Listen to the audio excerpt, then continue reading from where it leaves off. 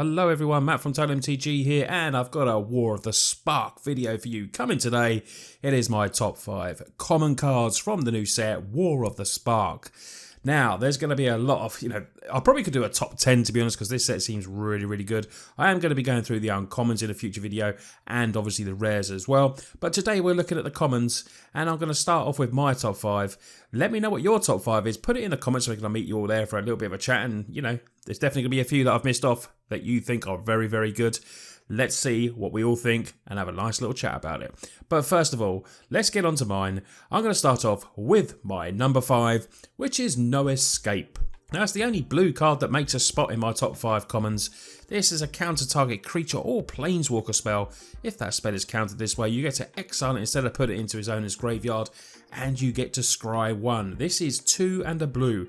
Reminds me very much of Dissolve that used to be in Standard as well, and was a very good card.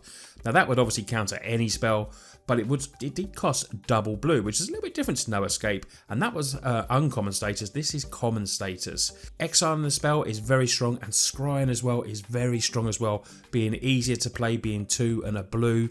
Planeswalkers are going to be everywhere in Standard, and I could definitely see this being, maybe users of a couple of in constructed decks. I'm certainly going to give it a go. Limited, people are probably going to play it as well because it's, counter-target creature spell as well, which is very high. When you think how good Essence Scatter can be, this for 1 extra mana, you get to exile a target creature or planeswalker, and you get to scry 1 as well. Essence Scatter was obviously just counter-target creature spell for 2 mana. No Escape seems a very good card to me and comes in at number 5. Coming in at number 4 for me is Heartfire. Now, did Red need any more burn? They just got an absolutely brilliant card here in Heartfire. 2 mana instant speed, additional cost to cast a spell, sacrifice a creature or planeswalker, and it deals 4 damage to any target. Imagine playing your Footlit Fiend, sacking that straight away, and then doing some damage, attacking and doing another 4 damage. That's like 6 damage straight away. It's absolutely mental. This is, I know the red deck runs very smoothly, but surely there's going to be a space for Heartfire in there. Card seems very strong. Common status as well. 4 damage. It's going to go well in some aggro decks. It's maybe some Rakdos aggro. It's doing a little bit more damage playing those tokens, using Judith maybe or something like that. But this is very strong. C play for sure. 4 damage. What more do Red want? They just keep getting all these burn spells. All of us better watch out because Red's going to be hitting us again in the next season of Magic. So coming in at number 3 for me is Return to Nature. This card is super strong. People are saying rest in peace Naturalize, because this is obviously seriously just a little bit better. You get to choose one of destroy target artifact, destroy target enchantment, or exile target card from a graveyard. It just seems super strong, going to be seen in a hell of a lot of formats as well. Definitely not just going to be in Standard, and it's going to be in sideboards of all different types of decks. This is just going to be played everywhere. You know how good Naturalize was, and this is just strictly better. So Naturalize, it's been great having you in my deck, but this is definitely going to be changed over for Return to Nature indeed. When you look at the flavour text on this card as well, I mean, that just gets it in the top 5 alone for me. Yes, nature is stronger. You don't see little buildings sprouting on trees. Absolutely hilarious. That's from Amara. I think this card is really cool and certainly warrants being in the top 5 commons. Return to Nature comes in at number 3.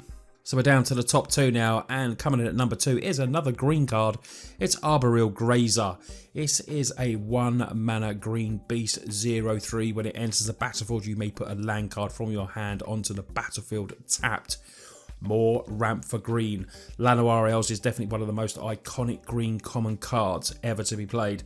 And Arboreal Grazer is just going to help us all ramp just that little bit quicker. You're always potentially going to have that turn 1 play.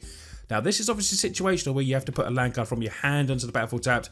So if you haven't got one, it's just going to be a 0/3 with reach, which is still lovely stats. It's going to block flyers, and it's a great blocker for early creatures like when you're playing against the red decks.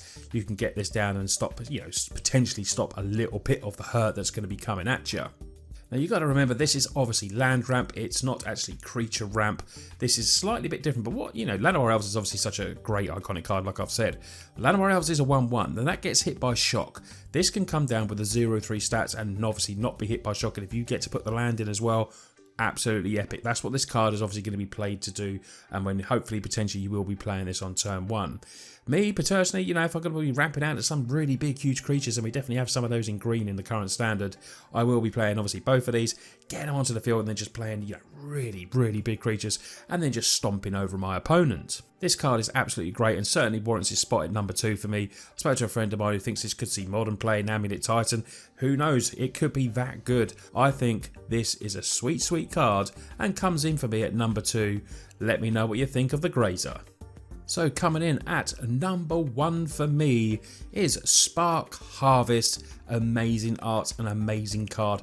Yes, it is sorcery and would, you know, be probably too OP to be instant speed, but just look at what you're getting. It's 1 mana, 1 swamp mana, additional cost to cast this spell though, sacrifice a creature or pay 3 and a black. Destroy target creature or planeswalker. So potentially you are destroying a planeswalker for 1 black mana. It has to be in your turn obviously because it's sorcery speed, but it's just such an epic card. Rakdos Aggro are going to love this card. Vraska's Contempt would obviously deal with planeswalkers, but that's 4 mana. This could be sack one of those little tokens and then just deal with an annoying planeswalker or creature for 1 mana just by sacking a creature. And obviously when you got, you know, those sort of decks, sacking creatures can obviously trigger other things as well.